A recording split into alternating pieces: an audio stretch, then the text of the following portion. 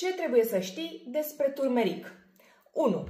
Cel mai important beneficiu al turmericului este capacitatea sa de a lupta împotriva inflamației din organism, inflamație care este asociată cu multe afecțiuni, bolile cardiovasculare, artrita, diabetul, sindromul metabolic, declinul cognitiv. 2.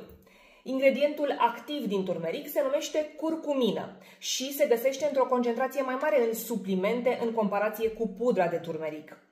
Când îți alegi un supliment pe bază de curcumină, trebuie să ai grijă ca el să conțină o formulă care să-i permită absorbția optimă în organism.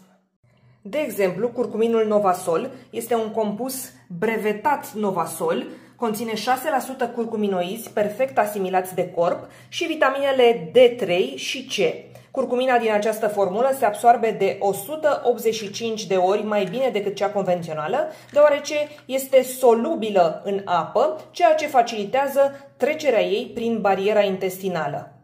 În linkul pe care vi-l las în postare, găsiți cel mai apropiat magazin pentru achiziția produsului și beneficiați de asemenea și de un cod de reducere pe care îl găsiți în textul postării.